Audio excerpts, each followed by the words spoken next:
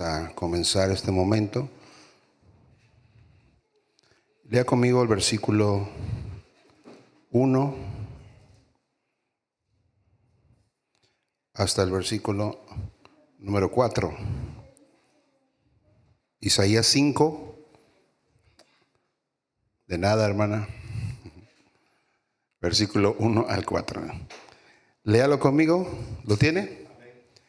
Dice: ahora cantaré por mi amado el cantar de mi amado a su viña. Tenía mi amado una viña en una ladera fértil.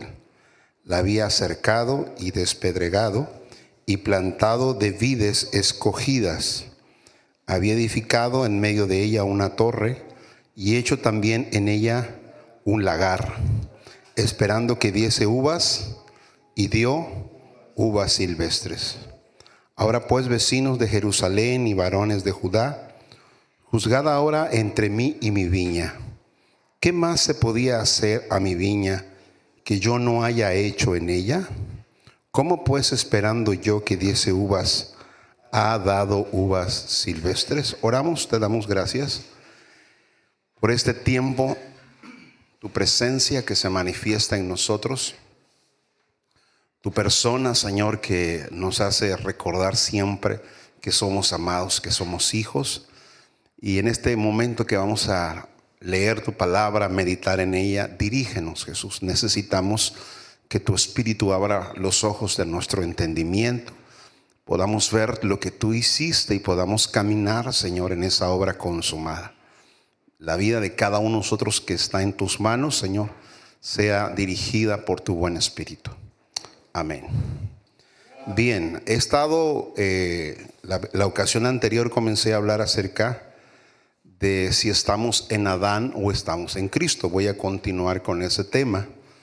Y comencé con este pasaje porque creo que es muy fácil de entender que el Señor está diciendo que Él hizo una obra esperando un resultado, pero cuando Él va a cosechar encontró algo distinto que no correspondía a la calidad de la inversión.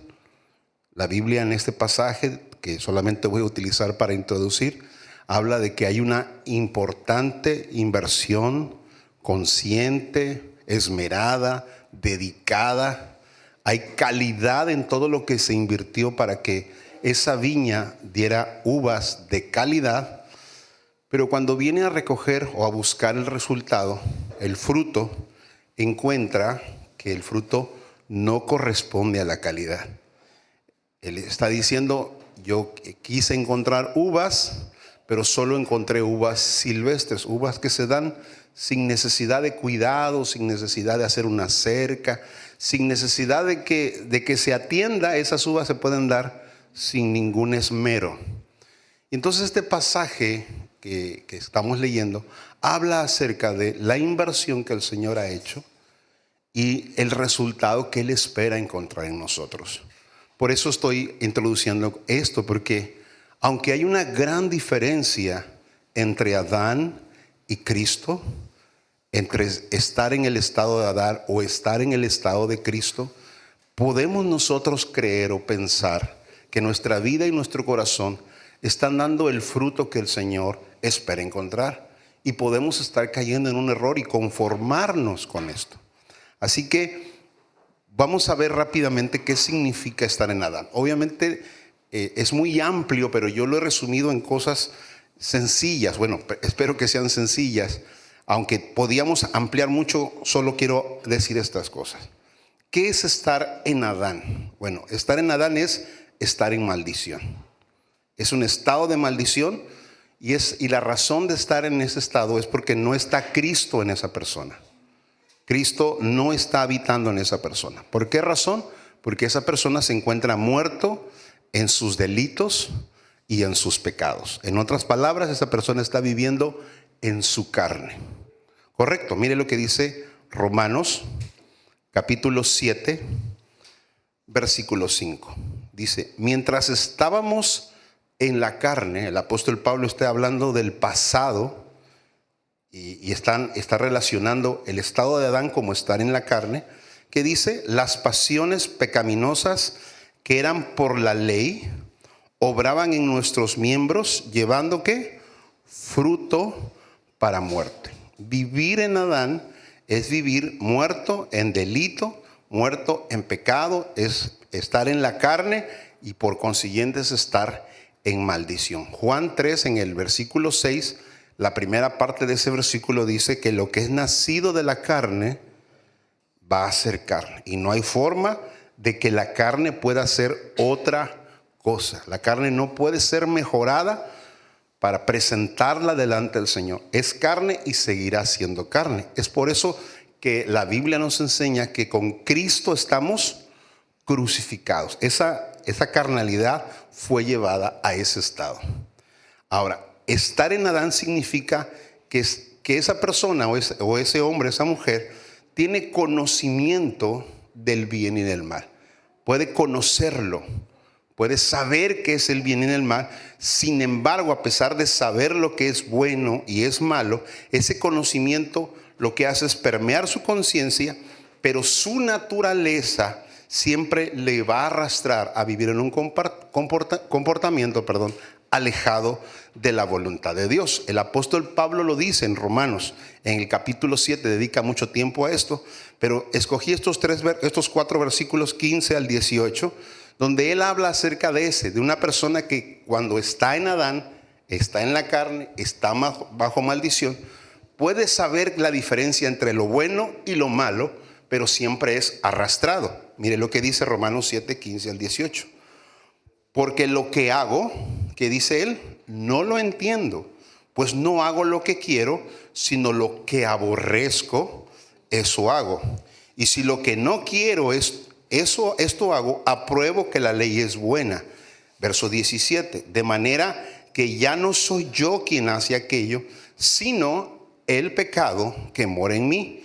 Y yo sé que en mí, esto es, en mi carne, no mora el bien, porque el querer el bien está en mí, pero no el hacerlo. Una persona que está en Adán puede saber la diferencia entre lo bueno y lo malo, puede comenzar a hacer, esto no está bien, esto es incorrecto, esto no está bien, pero al final es arrastrado.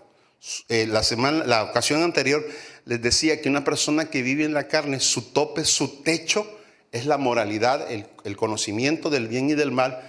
Sin embargo, no es capaz de tener dominio y autoridad sobre él. No tiene forma de hacerlo.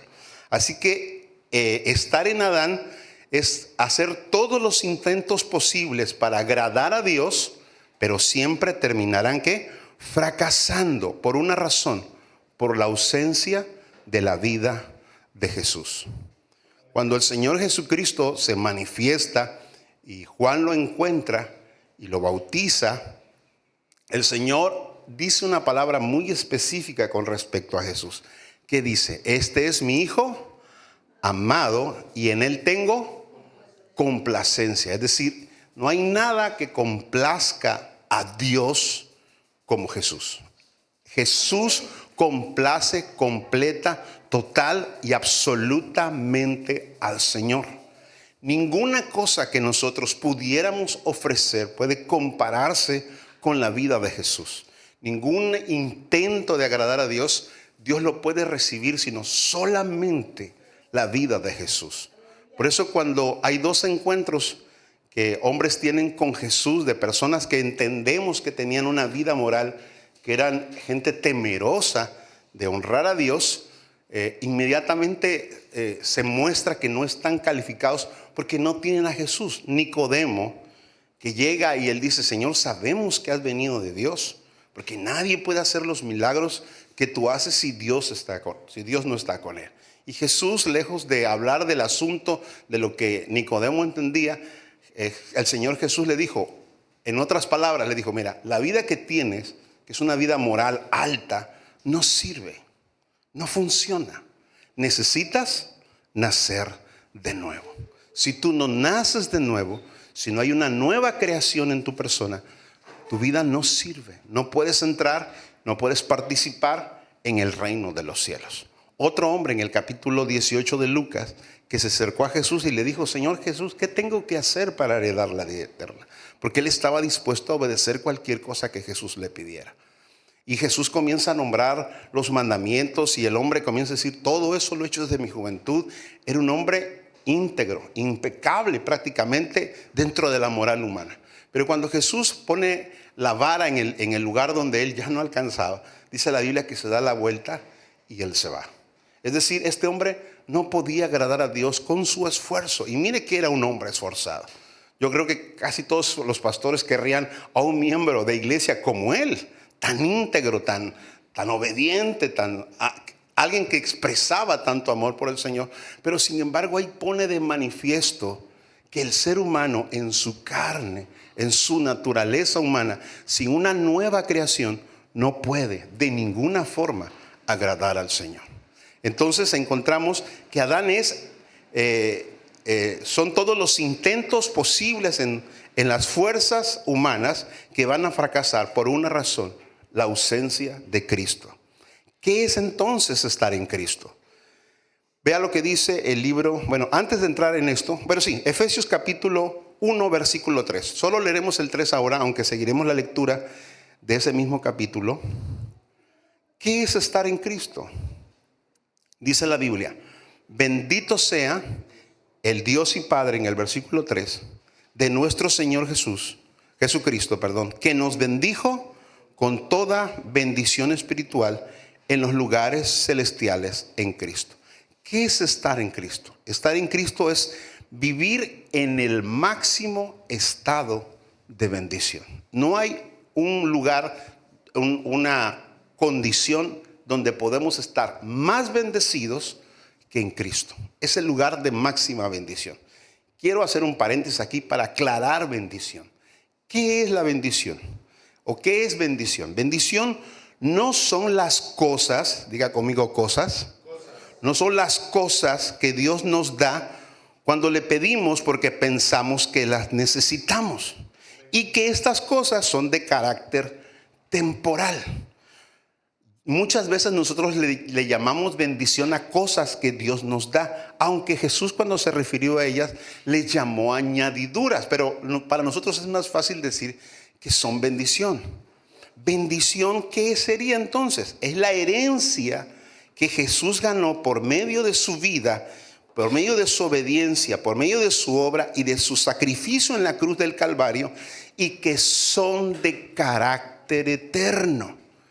Si hay algo que nos beneficia y nos sentimos beneficiados, es una añadidura, no es una bendición si esto es algo de carácter temporal, ¿verdad? Por ejemplo, a veces nosotros, por ejemplo, llamamos bendición pensando en mí, que yo estoy trabajando en un taxi y me levanto muy temprano y levanto a una persona que hace un recorrido cruzando la ciudad. Le digo: Señor, gracias por la bendición de que me voy a llevar a esta persona y voy a cobrar tanto. Pero tal vez esa persona que se subió dice: ay, voy a llegar tarde y voy a gastar este dinero que yo no había pensado gastar. Entonces yo digo que para mí es bendición, pero él está gastando un dinero. Ahora yo tengo que llevar el vehículo con el mecánico. Y el mecánico dice, cuando me ve llegar, dice: ah, qué bendición, tengo trabajo. Sí, pero yo tengo que pagar por él. Y yo no me siento tan bendecido por eso. Ahora imagínense un médico. Un médico ve la fila, 15, 16 personas haciendo fila. Ah, qué bendición, pero el que está allá afuera. Ahora piense en la gente que vende ataúdes. Y dice: Señor, bendíceme vendiendo muchos ataúdes. ¿Qué eso significa? ¿Sí me estoy explicando? Sí podemos observar que no necesariamente son bendiciones. Bendición es algo que tiene carácter eterno. Lo demás son cosas que Dios nos da. Lo demás son cosas que son añadiduras, que la Biblia llama añadiduras, pero que no deberíamos llamar bendición. Es decir, estas bendiciones no están en el futuro. Esto que llamamos bendición no está en el futuro. Fueron diseñadas desde antes de la fundación del mundo. Volvemos a Efesios 1, versículo 3. donde dice que Jesús o el Señor nos bendijo por medio de nuestro Señor Jesucristo. ¿Cuándo nos bendijo? Perdón, ¿dónde? En los lugares celestiales en Cristo. El verso 4 dice, estas son las bendiciones. Fíjese, cumplen el carácter de ser eternas y fueron diseñadas desde antes de la fundación del mundo. Nos escogió en Él antes de la fundación del mundo. ¿Para qué? Para que fuésemos santos. Eso es bendición. Estar en Cristo es eso. Haber sido escogido para ser santo, para ser sin mancha. Verso 5.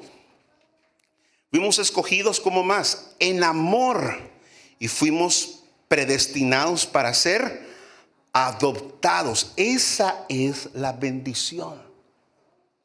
Eso es la bendición, que yo fui escogido para ser predestinado, para ser adoptado según el puro afecto de su voluntad. Versículo 6, fui escogido para la alabanza de la gloria de su gracia. Él nos hizo aceptos en el amado. Eso es bendición. Ser acepto delante del amado. ¿Sabe por qué? Porque usted y yo jamás, por ninguna razón, podríamos ser aceptos a menos que estemos en Cristo Jesús.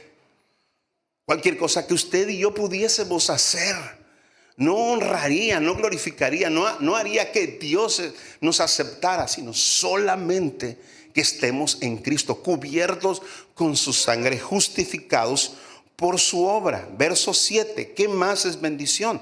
En quien tenemos, en Cristo que tenemos, verso 7, redención por su sangre. Fuimos comprados con la sangre del Cordero.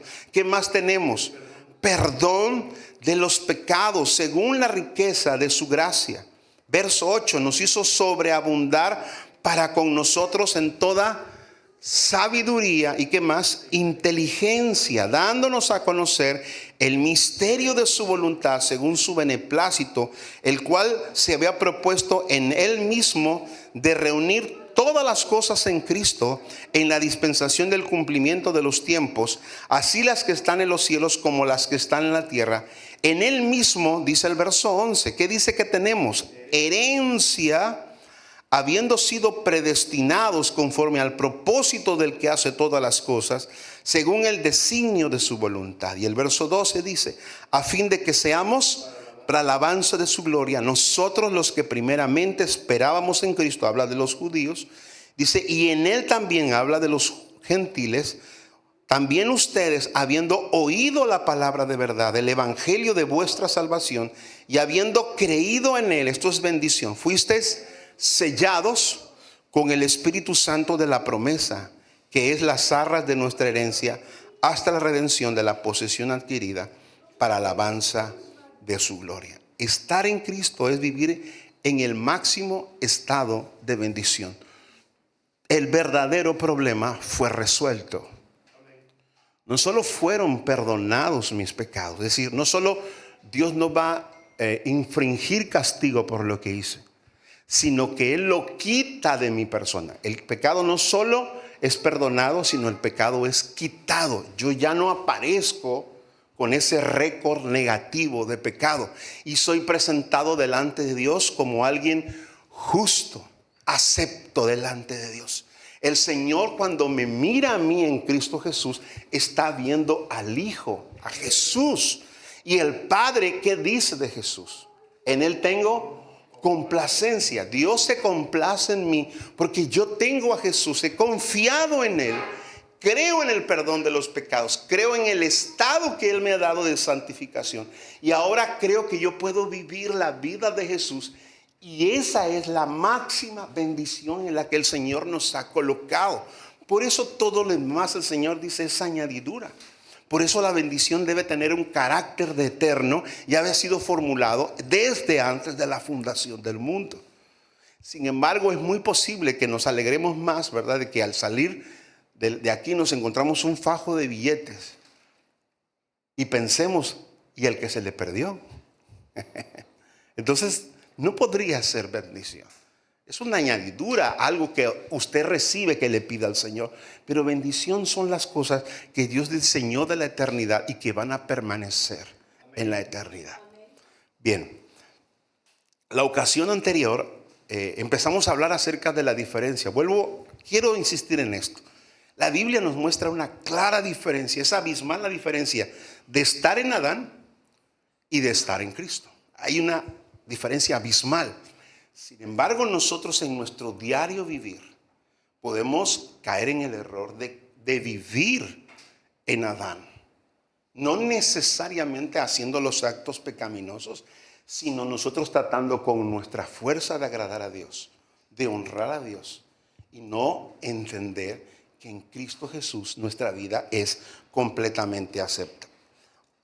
Una de las diferencias que vimos la semana pasada es que Adán y Cristo están configurados completamente diferentes.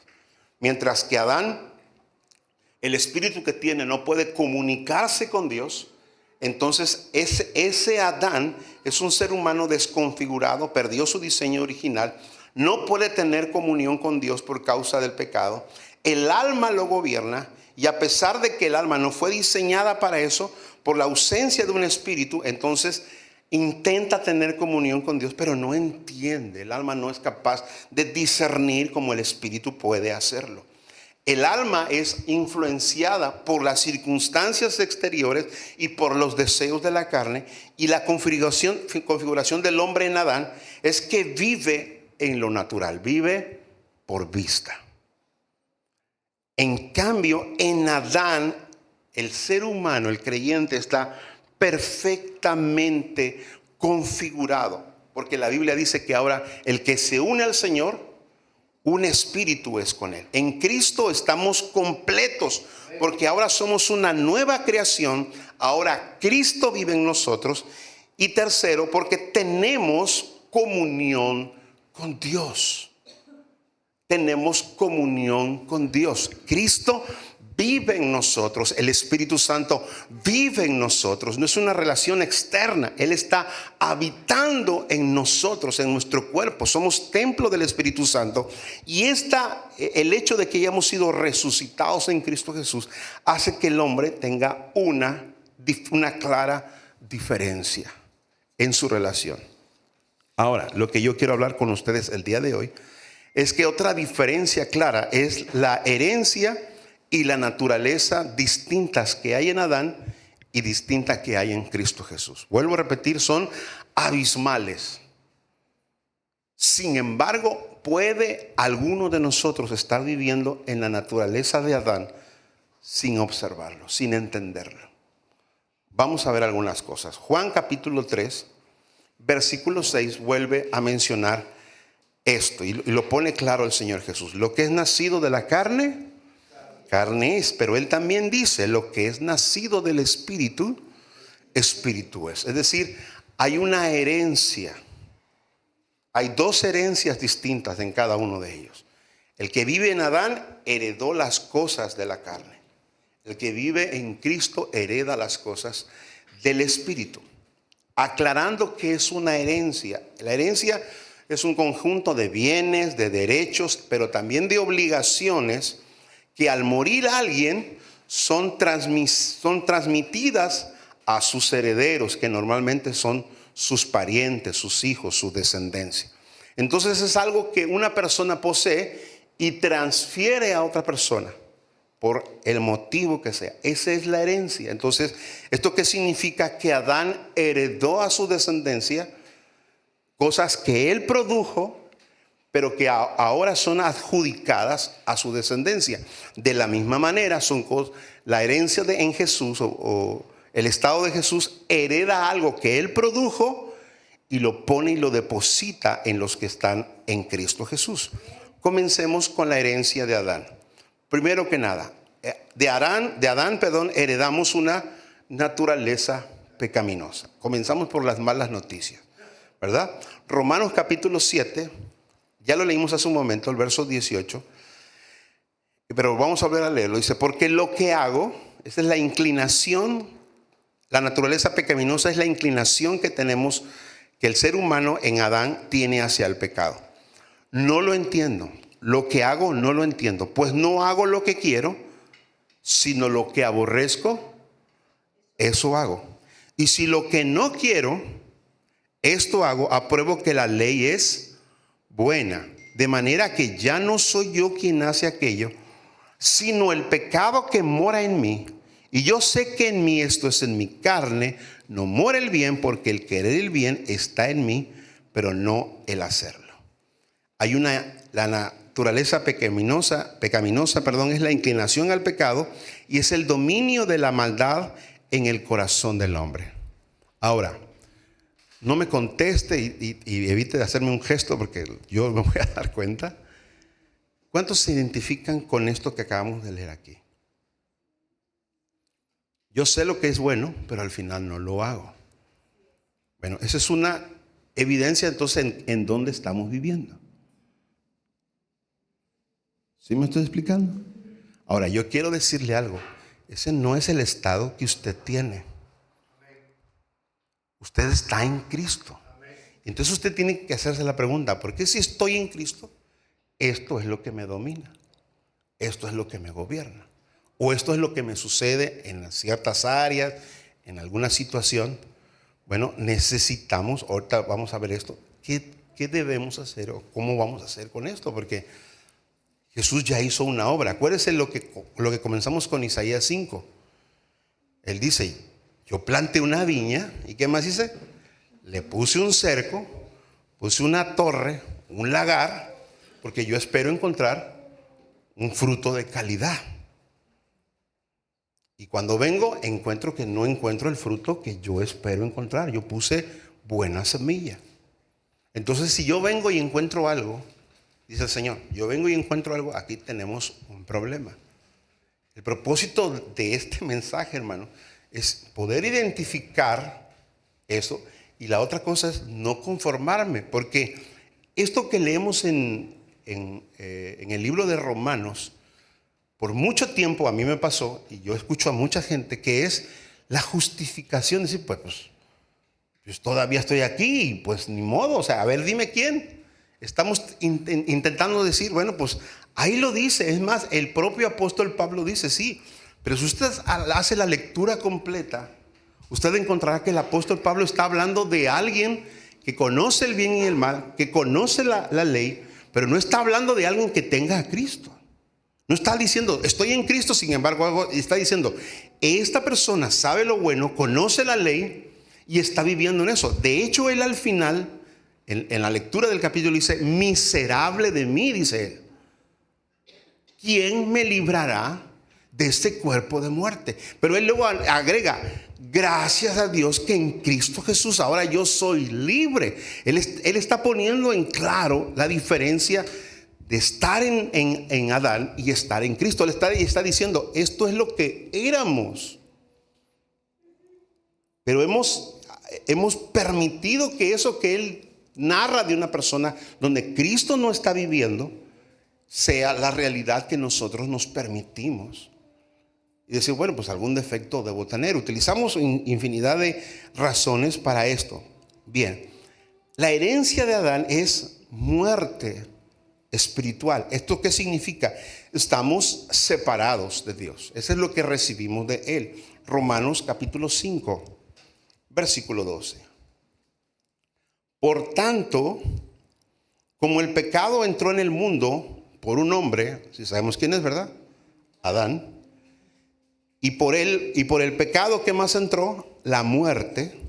Así la muerte pasó a todos los hombres por cuanto todos pecaron. Heredamos de Adán una naturaleza pecaminosa, una inclinación a hacer lo malo. Ese pecado obviamente fractura nuestra vida y nos coloca en una posición de muerte espiritual donde estamos separados de Dios y lo heredamos.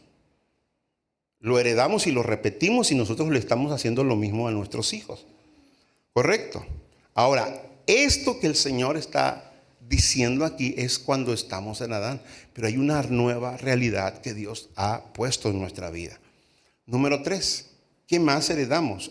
Heredamos condenación, lo que le decía yo hace un momento. Es una maldición en la que entramos por Adán, entramos en ese estado de maldición por Adán, pero no podemos salir de ese lugar por nuestros méritos ni por nuestros esfuerzos. Entramos a ese estado de maldición por causa de Adán, pero ningún esfuerzo y ningún mérito de nosotros nos puede ayudar a salir de allí.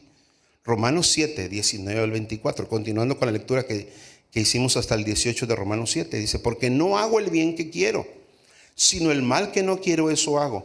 Y si hago lo que no quiero, ya no lo hago yo, sino ¿quién lo hace? El pecado que mora a mí. Así que queriendo yo hacer el bien, hallo esta ley, que el mal, que dice, está en mí, porque según el hombre interior me deleito en la ley de Dios, pero veo otra ley en mis miembros, que se rebela contra la ley de mi mente y que me lleva cautivo a la ley del pecado que está en mis miembros. Y él dice en el verso 24: miserable de mí, ¿quién me librará de este cuerpo de muerte? Él hace una pregunta retórica, porque él sabe la respuesta. Él conoce la respuesta y sabe que hay una solución a ese estado de maldición. Esto es lo que heredamos de Adán. 4. ¿Qué más heredamos de Adán? Orfandad. ¿Esto qué significa? No sentimos que pertenecemos a Dios, nos sentimos abandonados, sin Dios. Hay una sensación de abandono, un espíritu de orfandad que gobierna la mente, el corazón, el comportamiento. Efesios capítulo 2, versos 11 y 12.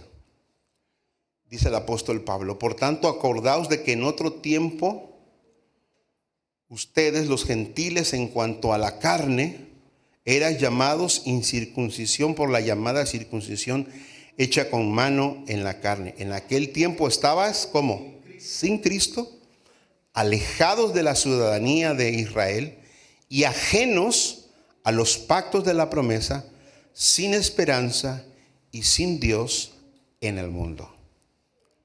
En Adán son malas noticias. Usted y yo no tuvimos que hacer nada. Entramos como cuchillo en mantequilla, cuchillo caliente en mantequilla, así. Y algunos no solo entramos y no queremos, sino que algunos hasta se avientan, ¿no? Pero hay una herencia que tenemos en Jesús. ¿Sí? Nosotros no hicimos nada para estar en Adán, simplemente nacimos de ahí. Pero el beneficio que Jesús nos da, tampoco nosotros lo produjimos y podemos disfrutar de él. Podemos disfrutar de él. ¿Qué heredamos de Jesús? Cuando menos quiero mencionar 3 cosas. La primera, buenas noticias. Somos participantes de la naturaleza divina. Participantes de la naturaleza divina. Segunda de Pedro, verso 1-4. Por medio de las cuales nos ha dado preciosas y grandísimas promesas, para que por ellas llegaseis a ser participantes de la naturaleza divina, habiendo huido de la corrupción que hay en el mundo a causa de la concupiscencia. De Adán heredamos una naturaleza pecaminosa. De Jesús heredamos de su naturaleza divina. Lo que Él nos da, la naturaleza divina, es herencia. Usted y yo no podemos producir esa herencia.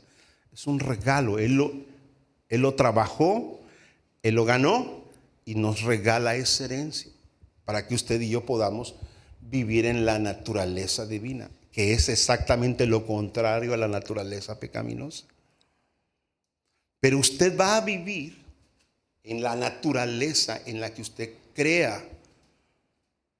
Si usted cree lo que el apóstol Pablo dijo, que esa es su realidad, el mal vive en mí, aunque el Señor está diciendo, ha sido perdonado, ha sido limpiado, ha sido santificado.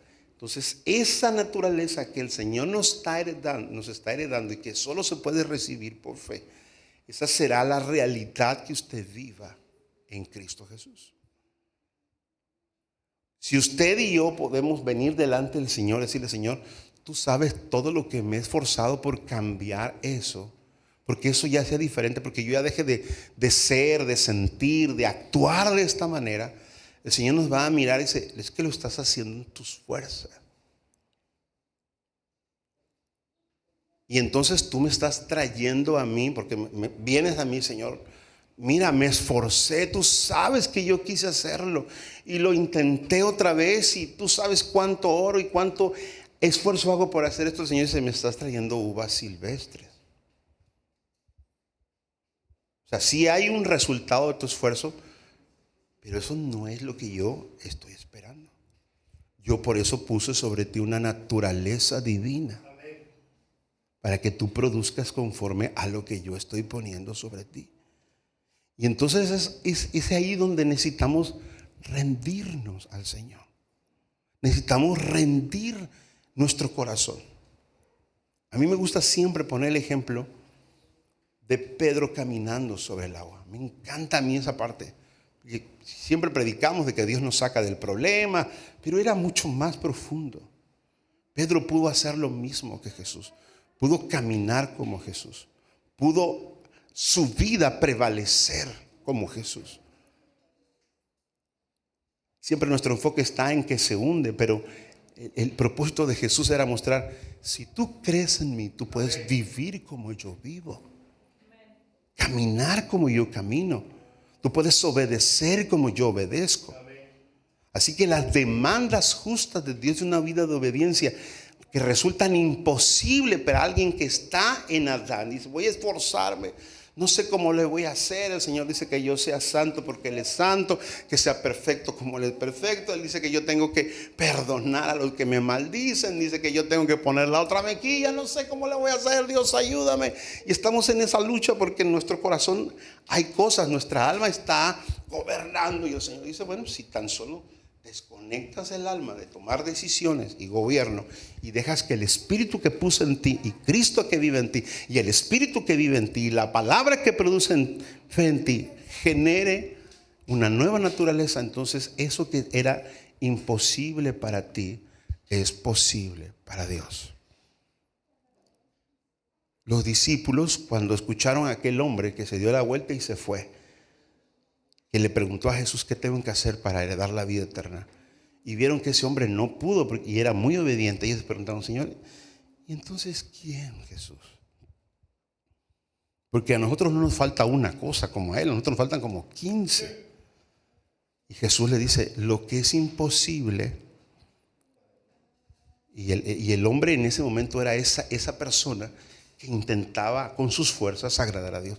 Lo que era imposible para ese hombre, yo lo podía hacer, yo lo puedo hacer, si tan solo crees. ¿Qué más heredamos de Jesús? Juan capítulo 1 versos 12 y 13. Mas a todos los que le recibieron, a los que creen en su nombre, les dio potestad de ser hechos. No es ser llamados. Él está hablando de una nueva configuración, de una nueva constitución en nosotros. Ahora somos hijos de Dios. Habla de ser, de un estado, de una esencia. Y en el verso 13 dice: estos hijos de Dios no son engendrados de sangre, ni de voluntad de carne, ni de voluntad de varón, sino ¿de quién? De Dios. Es decir, no solo es alguien que viene del género humano, sino tampoco es alguien que intenta con sus fuerzas agradar a Dios, sino es alguien que ha nacido de Dios por medio de su Espíritu. Dios puso su naturaleza en nosotros para que lo que no era posible en nuestras fuerzas sea posible en la vida nueva que hemos recibido. ¿Qué más recibimos como herencia de parte de Cristo? Recibimos el resultado de su obra. Lo que Él hizo, que le costó trabajo, que le costó la vida misma, bueno, el resultado de ese esfuerzo nos lo da como una herencia. Romanos 5, verso 19. Porque así como por la desobediencia de un hombre, sabemos quién fue ese hombre, ¿verdad? Adán. Los muchos fueron constituidos. Repite esa palabra, constituidos. ¿Qué es ser constituido? Es ser formado. Ser constituido es ser algo. Es dotar de una nueva condición o de un nuevo estado. Por ejemplo, cuando usted, antes de casarse, usted era soltero. Y cuando usted se casa, usted ahora está constituyendo una familia, un matrimonio. ¿Sí? Y ahora usted de aquí en adelante ya no se puede salvar, ¿verdad? Ahora todo va a funcionar en base a ese matrimonio. Ahora eres divorciado, sigues casado, puedes ser divorciado o qué, o viuda, porque está determinado por esa decisión que tomaste. ¿Sí me estoy explicando? Bueno, dice la Biblia que por causa de Adán, la desobediencia de Adán, fuimos todos constituidos ¿qué? Pecadores. Pero, esa es la herencia de Adán, pero en Cristo Jesús, así también, de la misma forma, Él está diciendo, por la obediencia de uno, ¿de quién? De Cristo, es decir, su obra. Los muchos serán constituidos, seremos formados, estamos dotados de una nueva condición. Y esa condición es justo. No es solo tengo el título, soy justo. No solo me dieron el título de que el Señor me nombró algo, sino que Él hizo de mí una persona justa para vivir precisamente en esa justicia.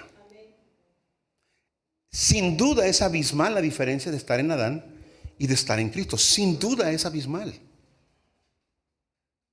Pero podemos estar corriendo el peligro de nosotros estar intentando hacer las cosas en Adán creyendo que estamos en Cristo. Les puse un ejemplo la ocasión anterior.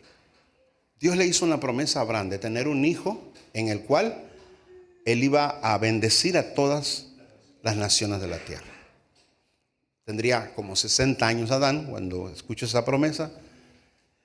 Pasan muchos años, 30 años. Ya Abraham ya no era el mismo y su esposa menos, ¿verdad? Así que tienen la brillante idea, ¿verdad? De Sara dice, oye, pues yo no veo claro aquí el asunto. ¿Por qué no te allegas a mi esclava y ayudamos a Dios? Porque a lo mejor ya se le olvidó, no sé qué estaban pensando. Pero a Abraham también le pareció buena idea.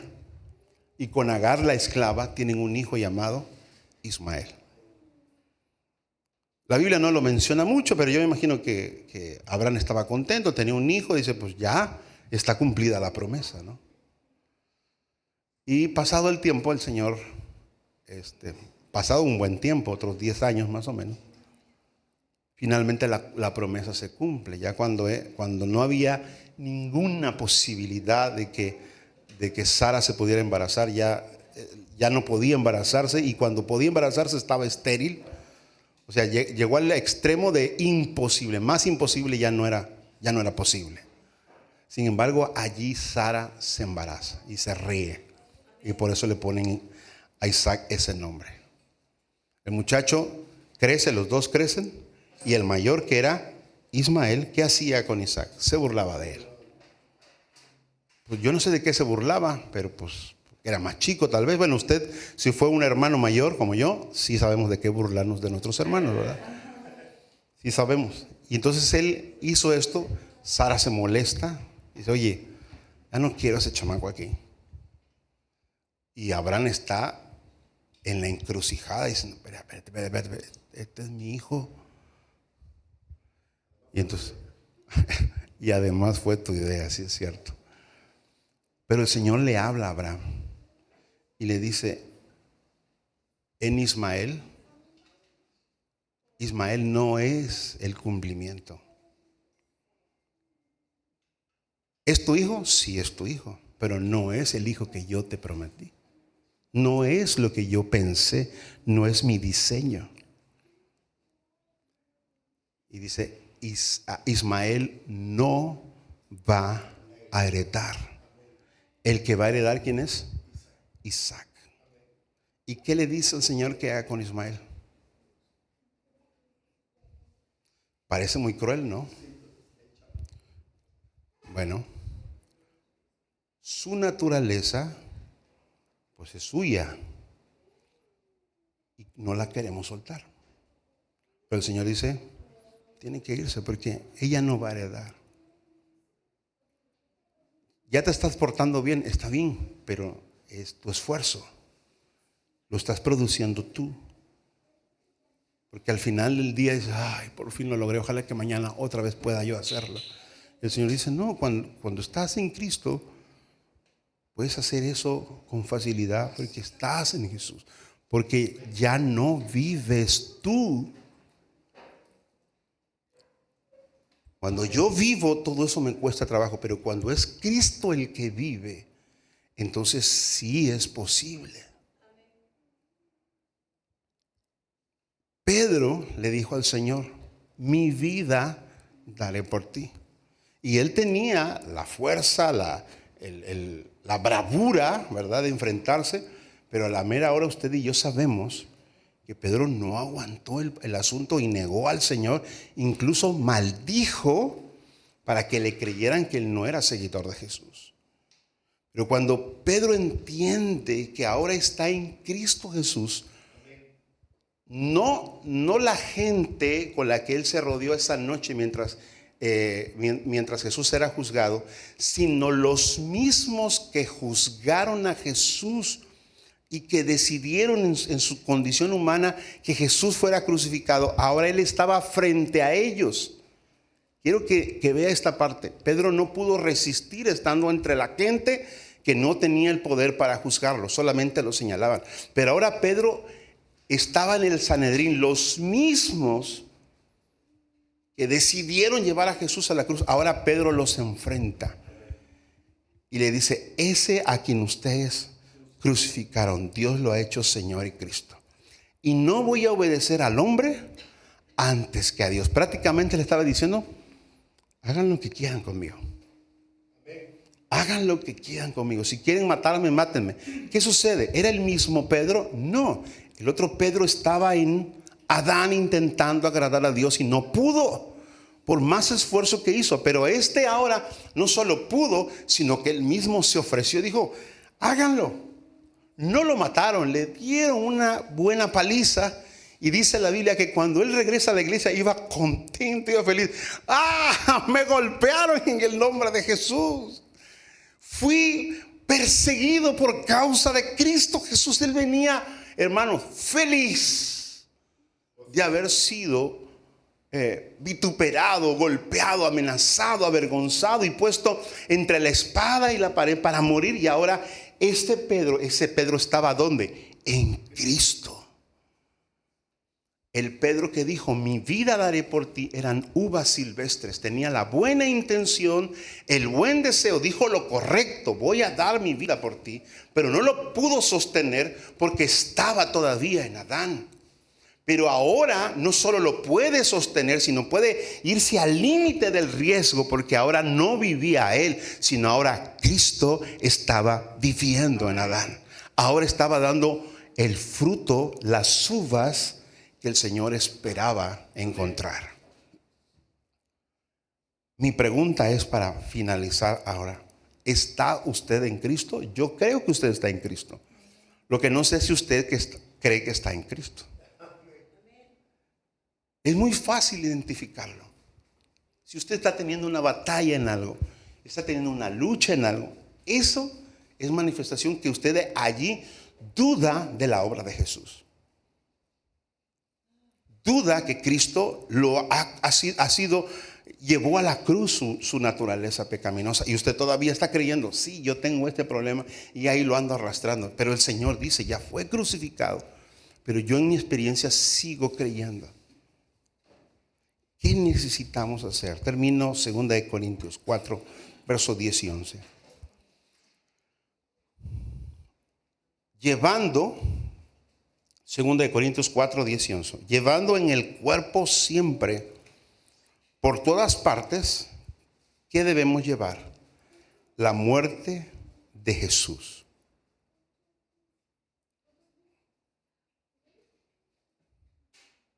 Es imperativo que ustedes establezcan en su mente, en su corazón, ya no estoy vivo. Y si por ahí algo no lo permita, usted está muerto. Esa es la obra de Jesús. Porque si no vivimos en esa certeza, entonces, ¿qué va a pasar? La vida de Jesús no se va a manifestar. Pero si estamos muertos, ¿qué dice la Biblia que va a pasar? También la vida de Jesús, dice, se manifiesta en nuestros cuerpos. Y en el 11 vuelve a repetirlo. Porque nosotros que vivimos siempre estamos entregados a muerte por causa de Jesús, para que también la vida de Jesús se manifieste ¿en dónde? En este cuerpo, en esta carne mortal. En Adán estamos vivos, pero esa vida nos va a hacer vivir. En Cristo estamos muertos, pero ahora la vida de Jesús es la que ha de manifestarse en nosotros. Póngase de pie, por favor.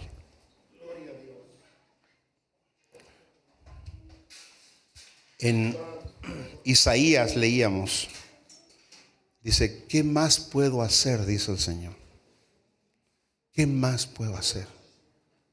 Hoy en la mañana les insisto a venir al estudio de la mañana. El pastor nos llevó a pensar acerca de la relación de David con Dios y cómo él era dirigido.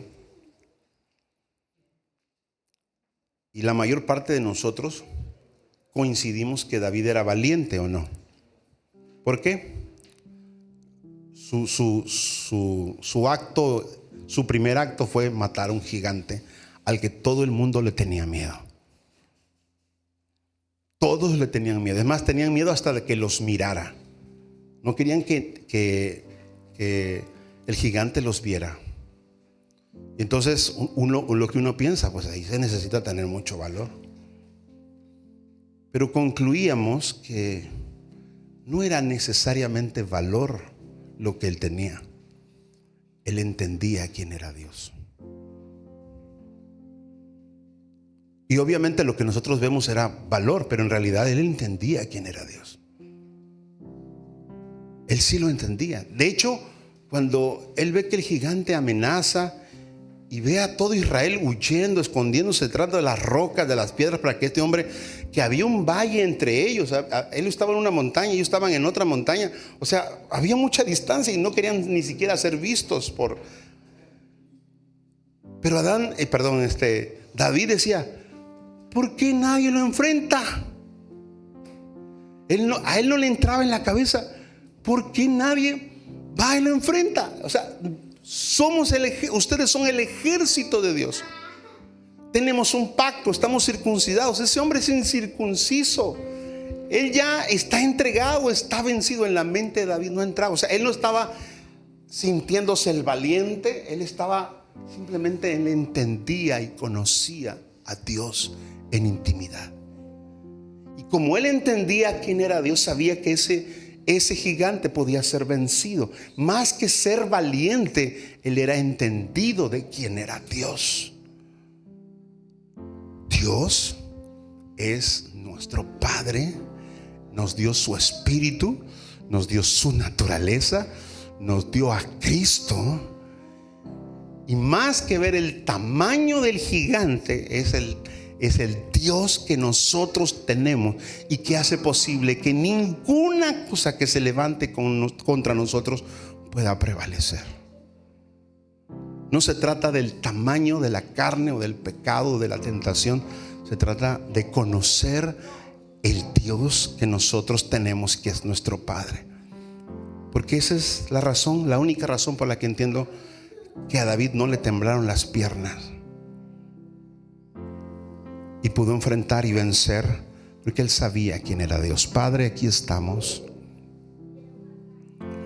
en tu presencia que habita en nosotros. Nos colocaste en Cristo Jesús. Nos pusiste allí porque es el único lugar donde podríamos agradarte. Es la única forma en que podíamos ser bendecidos. Es la única forma en que podríamos ser perdonados, limpiados, justificados. No hay ninguna otra manera en que nosotros podíamos ser aceptos, sino ser colocados en el Hijo. Nuestra fe, Señor, necesita de tu palabra, de tu revelación, que tu Espíritu, Señor, le permitamos obrar para que entendamos quién tú eres.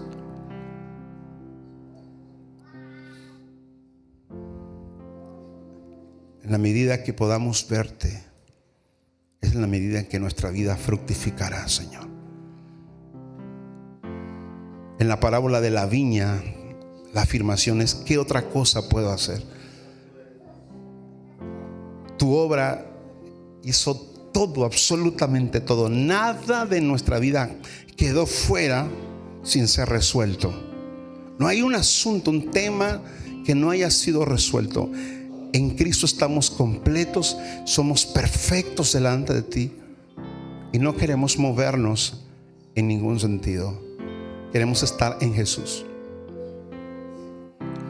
Si alguno de nosotros, Señor, está enfrentando un área en donde ha sido difícil o tal vez incluso imposible, muy desgastante, Jesús, ayúdanos a entender que en realidad tú ya hiciste la obra en nosotros. Ya nos hiciste santos y justos. La obediencia de Jesús fue heredada para nosotros y tu naturaleza fue heredada para que caminemos como Pedro caminó sobre el mar.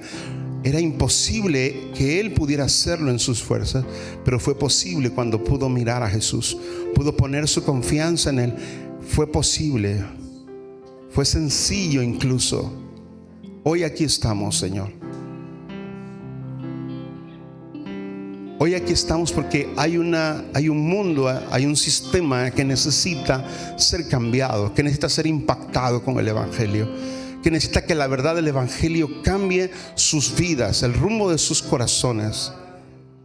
Y no has provisto de nada más que a la iglesia para que nosotros podamos anunciar a Cristo, podamos anunciar el Evangelio, podamos decirle que Dios transforma, cambia, perdona, limpia, hace hombres y mujeres nuevos, hace que podamos vivir en paz, en confianza, aunque todo alrededor sea una crisis, sea, Señor, un ambiente hostil. Podemos tener paz y confianza, podemos caminar seguros. No porque seamos valientes, sino porque te conocemos a ti. Conocemos quién tú eres, Señor. Y eso asegura en nuestras vidas caminar en perfección, en obediencia, agradándote a ti, Señor. No por las habilidades que tenemos, sino porque estamos confiados en Jesús, porque ya no vivimos nosotros, ya no soy yo el que vive, ya no es mi hermana ni mi hermano el que vive. Ahora Cristo vive, no como alguien que habita, sino como alguien que gobierna nuestra vida. No es un invitado que llegó a nosotros, es quien toma el control de nuestra vida, quien dirige el pensamiento, quien nos conecta con Dios, con el Espíritu Santo, con la presencia misma tuya, Padre. Y nuestros pensamientos, las intenciones del corazón son distintos, porque ahora son los pensamientos, la mente de Cristo es la que está operando en nuestras vidas. Ayúdanos a mirarte a ti, Señor. A mirarte a ti, mirar tu obra, mirar tu persona, mirar todo lo que hiciste, Señor. No solo pusiste un cerco, no solo pusiste una torre, no solo pusiste un lagar. Lo que dio origen al universo nos lo diste para vivir en nosotros. El Espíritu de Dios que se movía sobre la faz de las aguas y es la que produjo vida en la tierra, ha sido puesto en la vida, en la persona, en el cuerpo de cada uno de nosotros, de cada uno de tus hijos que hoy estamos aquí, Señor. Permítanos vivir en plenitud, Señor. En plenitud, en plenitud. No fuimos llamados a vivir un día arriba en la cúspide de la montaña y de repente hasta lo profundo. Y no estoy hablando de circunstancias, estoy hablando de nuestro sentir, de lo que sucede en el interior de nuestra alma. Hombres pudieron en la cárcel glorificar tu nombre, exaltarte, darte la gloria, Señor, darte honor y alabanza. Con una espada, Señor, en la garganta, con una cuerda, Señor, en la garganta, pudieron glorificarte, honrarte. Siendo apedreados podían levantar la mano y decirle: Padre, perdónalos, no les tomes en cuenta este pecado.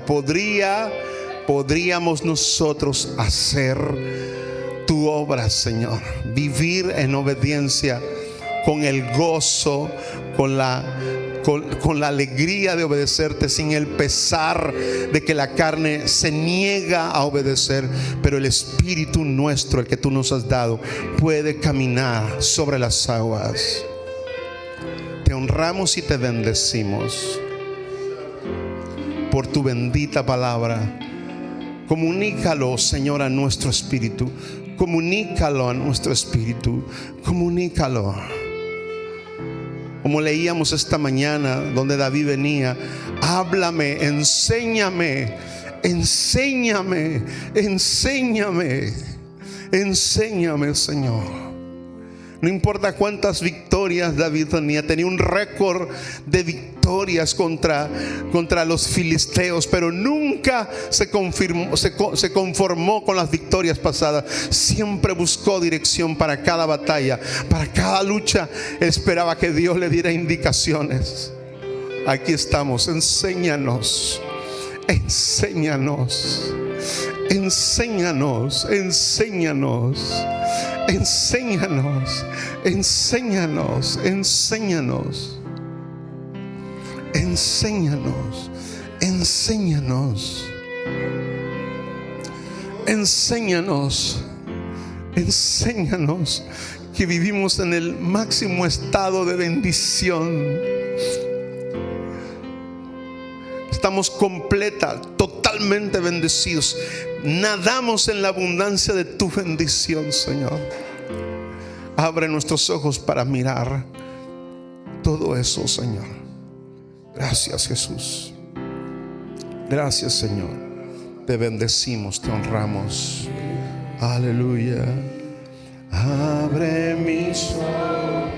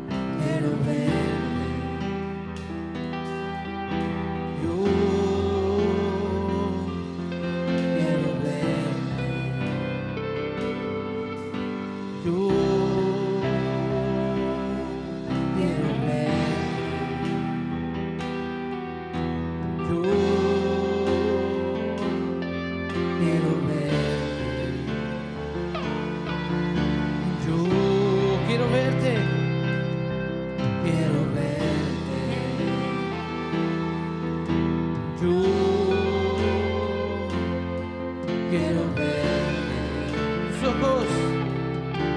ojos son como dos llamas de fuego, tus cabellos blancos como lana y tu voz como muchas aguas. Eres hermoso y tus ojos son como dos llamas de fuego, tus cabellos blancos como lana y tu voz como muchas aguas. Eres hermoso y tus ojos son como llamas de fuego, tus cabellos blancos como lana y tu voz como muchas aguas. Eres hermoso, tú eres hermoso, eres hermoso, tú eres hermoso. Eres hermoso, eres hermoso, eres hermoso. Tus ojos son como llamas de fuego, tus cabellos blancos como lana y tu voz como muchas aguas.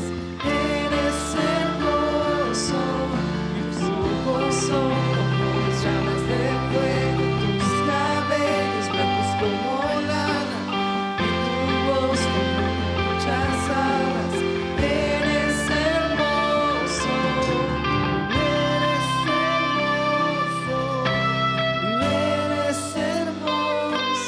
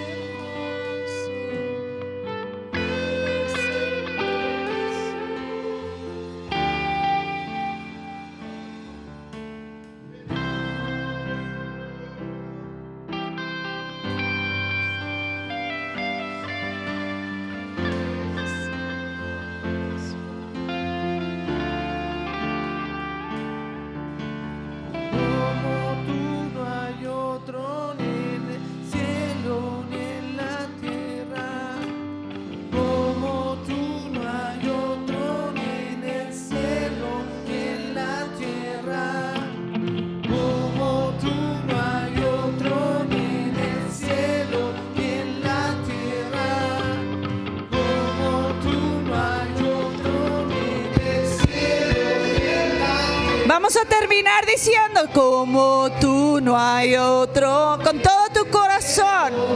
Vamos a cerrar este momento, como tú no hay otro ni en el cielo. Díselo a tu alma, como tú no hay otro ni en el cielo ni en la tierra.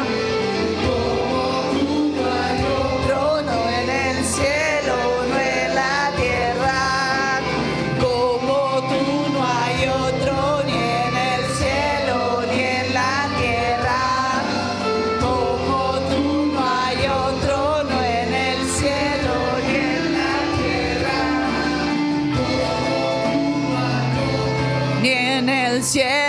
ni en la tierra, como tú no hay otro ni en el cielo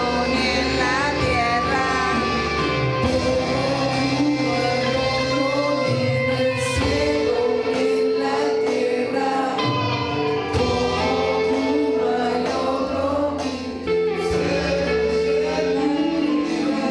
Como tú no hay otro, Jesús, te damos gracias porque podemos ver tu hermosura, contemplar tu hermosura y ir tan lejos como tú, como nosotros queramos.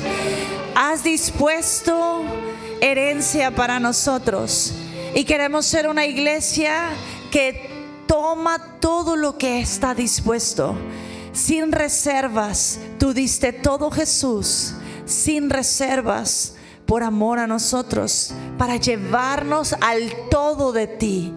En el nombre de Jesús, bendigo la congregación y pido en oración que esta semana tomes de la herencia que ha sido dispuesta para ti y que no falte fe en tu corazón para arrebatar lo que el Señor te ha dado. Que sea echada fuera la incredulidad y la duda de todo corazón aquí presente y que crezca la certeza y la fe de que Jesucristo es tu todo. De la misma manera que David podía ver las cosas porque podía tener muy claro quién era su Dios, así sea sobre tu vida y tu familia. En el nombre de Jesús, amén. Dale un fuerte aplauso al Señor, que Él es bueno.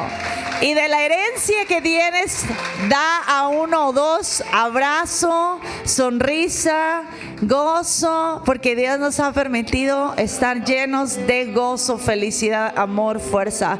Así es que comparte con los demás la herencia que Dios ha puesto en ti. Nos vemos en la próxima sesión. Dios les bendiga.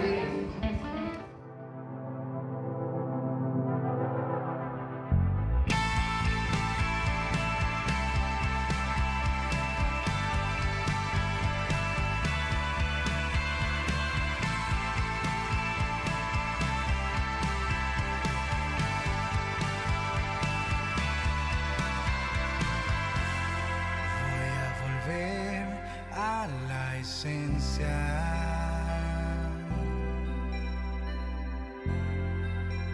donde todo comenzó.